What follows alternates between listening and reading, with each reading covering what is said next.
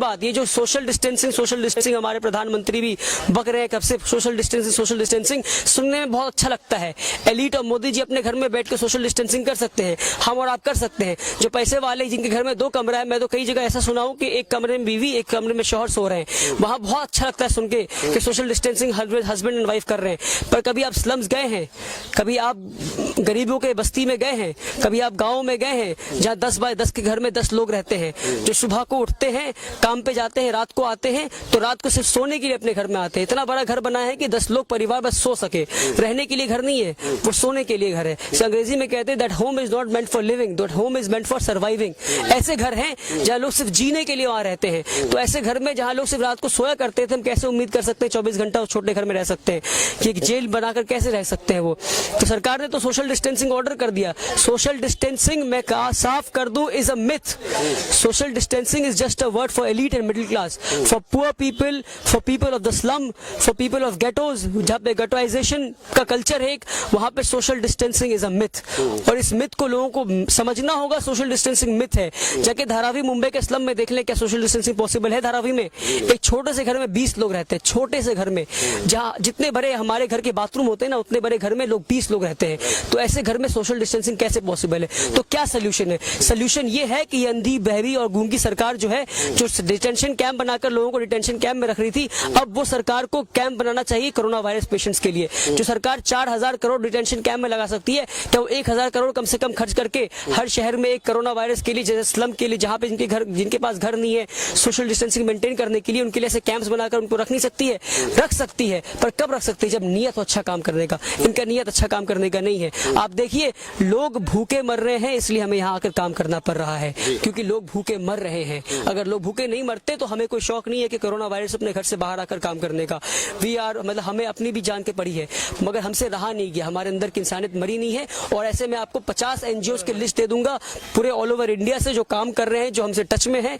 हम civil society members का नाम दे दूंगा। सरकार से गुजारिश है कि उनसे कोलैबोरेट करके ट्रांसपेरेंसी के साथ काम करें। अब PM केयर फंड में पैसा मंगा रहे हैं, क्या जरूरत पड़ गई PM केयर फंड में पैसा मंगाने की? क्या सर टैक्स के पैसे कम पड़ गए?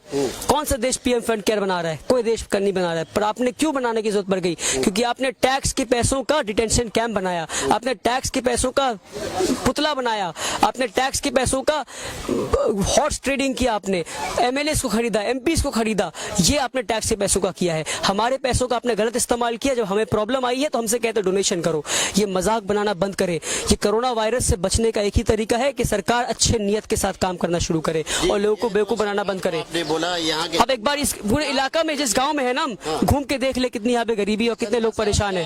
पैगाम पहुँचना चाहिए जनता को, क्या बोलना चाहिए? जनता से नहीं, जनता को पैगाम पहुंच चुकी है। जनता डरी हुई है और जनता पैगाम तभी सुनने को तैयार है जब पेट में खाना होगा। जिसके पेट में खाना नहीं, वो सुनने को तैयार नहीं है। तो पहले पेट में खाना दीजिए, फिर हम बात करें जनता से। लोग बहुत परेशान हैं। मैं यहाँ क्या करने आया उससे पहले आपको बता दूं, 2 दिन पहले न्यूज आया है।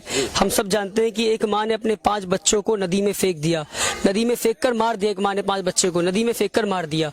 हम सब जानते हैं ये बात। अगर हम देशवासी, इस दुनिया के वासी बोलता हूँ, अब देशवासी ये सब छोड़िए, कोरोना वायरस ने कोई इंडिया, पाकिस्तान और बांग्लादेश, चाइना और अमेरिका नहीं देखा। कोरोना वायरस ने कोई बाउंड्रीज नहीं देखा।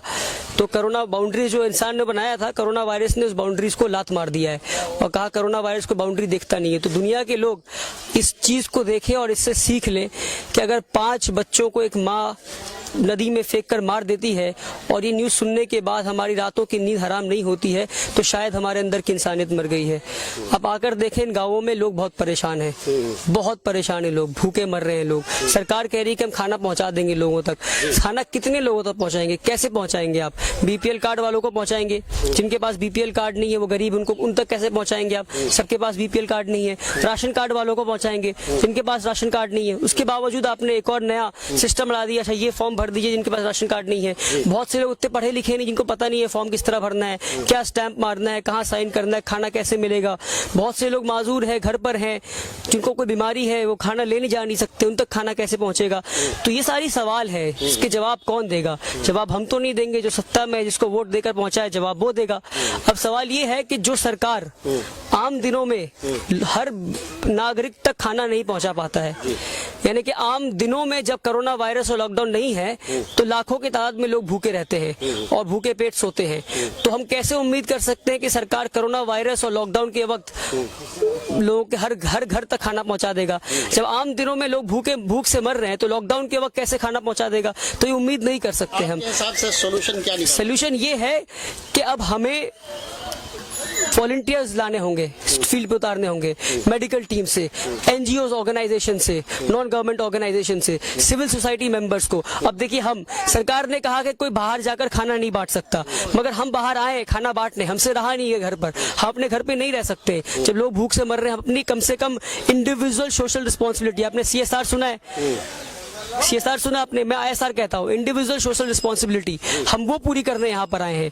तो हम किस तरह आप आए देख सकते हैं, पूरी टीम हमारी है और भी लोग वहाँ पर है, पूरी टीम हम आए हैं, 8-10 लोग, सारे लोग PPE पहनकर, PPE किट जो डॉक्टर्स पहनते हैं हॉस्पिटल में, हमने इसका अरेंजमेंट्स करवाया। हम यहाँ पर बांटने आए पूरे प्रोटेक्शन के साथ, ताकि कोई हमें रोके भी ना, कोई किसी पे मौका ना मिले हम पे उंगली उठाने के लिए, देखो ये खाना बांटने जा रहे हैं। तो हमने पूरे PPE किट के इंतजाम के साथ यहाँ पहुंचे हैं हम, और मेक श्योर कर रहे हैं कि हमारे वजह से कोई कोरोना वायरस को बढ़ावा न मिले, बल्कि साथ साथ सरकार को मदद मिल जाए, हम खाना भी लोगों के घर तक पहुंचा दें। सरकार से गुजारिश है कि हम जैसे और भी कई अन्य NGOs हैं और सिविल सोसाइटी मेंबर्स हैं, उनसे कोलैबोरेट करें और उनके साथ मिलकर हर घर तक खाना पहुंचाए। राशन दुकान में राशन पहुंचता है, सरकार को लगता है कि राशन गरीब के घर तक पहुंच जाएगा, पर राशन दुकान से आधा राशन कब वहां के पार्टी लीडर्स और लोकल लीडर्स और वहां के लोकल गुंडे गायब कर देंगे, सरकार को मालूम भी नहीं चलेगा। कुछ सरकार के लोग हैं जो गायब कर देते हैं। तो इन सारी चीजों पे चेक कौन रखेगा? चेक जब सिविल सोसाइटी और नॉन गवर्नमेंटल ऑर्गेनाइजेशन को पिक्चर में लाएंगे तो वो चेक रखेंगे, एक ट्रांसपेरेंसी रहेगा। फिर तो इस ट्रांसपेरेंसी को मेक श्योर करने के लिए, अश्योर करने के लिए हमें सिविल सोसाइटी मेंबर्स और NGO वालों को इस काम में ढालना होगा। ये वीडियो अगर आप फेसबुक पर देख रहे हैं तो हमारे पेज को लाइक कर लें, फॉलो कर लें, और अगर आप यूट्यूब पर ये वीडियो देख रहे हैं तो हमारे चैनल को सब्सक्राइब करना मत भूलिएगा।